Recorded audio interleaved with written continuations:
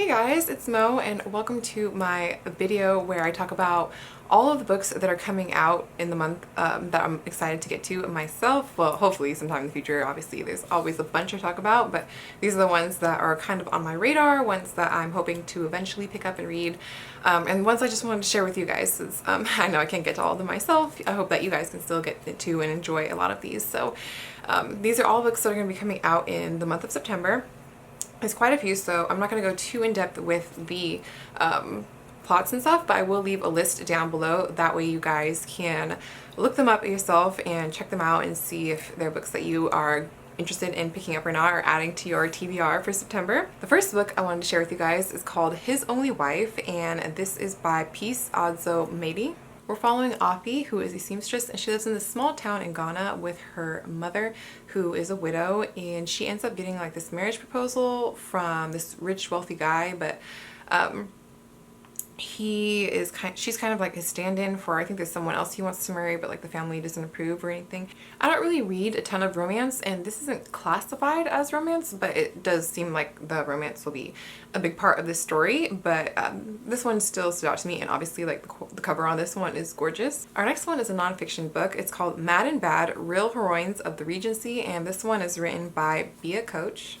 This book is looking at Regency women who aren't talked about as much, like, you know, Jane Austen and stuff. Everyone's familiar with them, but there's a lot of women in history that are part of that era that aren't talked about that are going to be covered in this book. The author herself is one of the owners for the romance-only bookstore called The Ripped Bodice. I've heard of this store before. I've never been myself. I think it'll be really cool to learn about these women that pretty much are kind of forgotten in history. Then we have another nonfiction book. This one's called My Life in Plants: Flowers I've Loved, Herbs I've Grown, and Houseplants I've Killed on the Way to Finding Myself by Katie Baz. And I feel like I could just relate to this book so much. I love plants, and I definitely have killed quite a few of them, some on accident, some on purpose, and I just feel like I just feel like this book is going to be so relatable. So this book, she's looking at her life through 39 different plants, so I'm really interested to see how this kind of all works out. Next, we have a young adult book, and this one's called Punching the Air by Ibi Zaboy and Yusuf Selam. And this young adult book, we're following a boy who has been wrongfully incarcerated, and this one is told in verse. I think I read another Ibi Zaboy book before, or I know I read like that young adult anthology collection that she was the editor on, and so I'm really excited to get to this one. Definitely I've seen this book a lot around on Bookstagram, so I'm really excited to get to it. Next we have The Book of Hidden Wonders by Polly Crosby. We're following Romilly Kemp and her father, who's a painter. They live in the English countryside, and her father is famous for a series of children's books that she returns to his illustrations when I think he is ill, and she's using it as a way to try to connect back with him, but I think also like she finds out stuff about their family. Next we have The Last Story of Mina Lee by Nancy Ju-Yoon Kim. This one's described as an unconventional mother-daughter saga, and it's looking at the realities of being an immigrant in America. Our main character is Mina, and her mother isn't returning her calls, so when she goes to visit her in Koreatown, LA, she finds that she's suspiciously died, and it sends her on like a journey of trying to figure out the past and figure out stuff about her mom. Next we have a mystery thriller. This one I have definitely heard a lot of buzz about, and it's When No One Is Watching by Alyssa Cole. I've only read one other Alyssa Cole book before, An Extraordinary Union, I believe it was. It was like a historical fiction romance book, and this one is completely different. It's a mystery thriller modern day. It's described as Rear Window meets Get Out, and I just really want to read more mystery thrillers written by Black authors featuring Black characters, so I feel like this book is a good step in that direction, and I just can't wait. I don't even want to read too much into the book itself because I want to go in knowing as little as possible, knowing that this is a book that I'm for sure going to be reading. Next we have a young adult book called Charming As A Verb by Ben Philippe. This book takes place in New York, and we're following Henry, who is very successful in school and sports and stuff, and he's like first generation. His family is Haitian. He has a job working at being like a dog walker, but I guess there's like some type of secret with it, and then there's one person who is like his classmate and his neighbor, and she uncovers the secret, and then I don't know, something happens together. It seems like probably is going to end up being something of a romance, but also a little bit of a mystery to figure out what the secret is. I don't know. But the cover is cute and the premise sounded interesting. Next we have a poetry book, and this one is by Claudia Rankine. It's called Just Us. You might be familiar with her other book, Citizen, which has definitely got really had a lot of like recognition and stuff over the past year.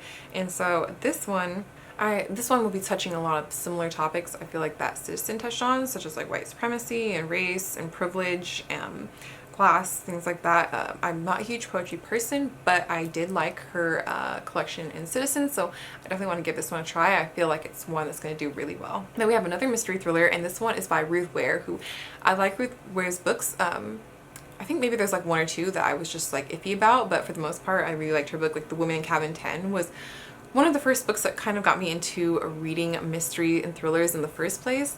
So this one, I actually pre-ordered this one from Waterstone, so hopefully I'll be getting this. I actually completely forgot I was going to be getting this book in the mail in September, and I forgot to add this onto my TBR video, but yeah, I will be reading this one in September. Once again, with this mystery thriller, look into it if you want to know the plot. I already know for sure I'm going to be reading it, so I haven't even looked at the plot myself. I think I did look at it like when I pre-ordered it months ago, but I've pretty much forgotten everything by now. Then we have another really anticipated book. I've been waiting all year for this one. As soon as I seen the cover on it, I knew I was going to read it, and that is Grown by Tiffany D. Jackson. And this one is another mystery, but in the young adult genre, so I don't really read a lot of young adult mysteries, so I'm excited to see this one. So it says, when legendary R&B artist Corey Fields spots Enchanted Jones at an audition, her dreams of being a famous singer take flight until Enchanted wakes up with blood on her hands and zero memory of the previous night and who killed Corey Fields. I've heard good things so far from people who've had like advanced readers copies of this book, so yeah, this one is definitely going to be a priority for me too. Then we have another mystery thriller, which is awesome. There's so many that are coming out in September. It's getting to that time of year where a lot of mystery books are coming out, and that is And Now She's Gone by Rachel Housel Hall. So in this book we're following one woman who's gone missing, and I guess there's another woman who's trying to find her, but maybe she doesn't want to be found, but she's determined to search for her still, and it leads to a lot of like secrets being revealed about their families, and it's described as like a dangerous cat and mouse game. So I don't know, something about this one just stood out to me that it might be good. Hopefully it's good. With a lot of mystery thrillers, I don't usually read them right away when they come out. Like if they're on my radar, I'll wait and see first like what the general consensus is, if it's like something good or I should pass on it. Next we have another young adult book, another book that I'm also really excited for. This one is also a like top tier one that I've been looking forward to all year, and that is Early Departures by Justin A. Reynolds. I love Justin A. Reynolds as an author, and I will read anything that he puts out basically. So for this one, Jamal's best friend Q doesn't know that he died and that he's about to die again.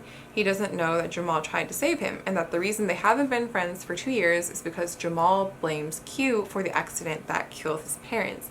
And Justin A. Reynolds always has such interesting books, and I just don't even once again want to read too much into the plot of this one because I don't want to be spoiled, and I know that this is one for sure that has been on my radar since I heard that it was going to be coming out, and I'm just really excited. I hope that it doesn't get pushed back or anything because I really want to read this book. Next we have Jack by Marilyn Robinson. I'm probably not going to get to this book anytime soon, but I just wanted to mention it in case any of you guys are reading this series. It's the Gilead series. I believe this is like the 4th book in the series. I haven't read the other ones yet, so I'm just mentioning it in case you guys are into that series. I haven't even read the 1st book, so I need to read the 1st book and see if I'm into it or not. So yeah, I can't really read like the plot or anything of this one because it's going to spoil stuff from the previous 3 books. And then the last book is Ties That Tether by Jane Ikaro. And this one is a romance book. So we're following a Nigerian woman. She falls for this guy that she knows is going to break her mom's heart. So she has to choose between whether she's going to go with love or with her family. She had promised her father when he was dying that she would marry a Nigerian man. And when she immigrated to Canada, she planned on still keeping that promise. So obviously what happens is she falls in love with a person who is not Nigerian, and she has to figure out whether she's going to choose the person that she loves, or she's going to choose her family, because I believe that they're not going to accept him. So those are all the books that are on my radar that are going to be coming out in the month of September. Let me know if there's anything that I didn't mention coming out in September that you're excited for, or if there's any of these that you're the most excited for as well. Like I said, probably my top ones I feel like most realistically I will get to before the end of the year are When No One Is Watching, One by One, Grown, and Early Departures. Like those 4 are my like top tier priority ones that I will make sure that I get to, maybe not in September, but by the end of the year for sure. So thanks for watching, and I guess I will see you guys in the next one. Bye!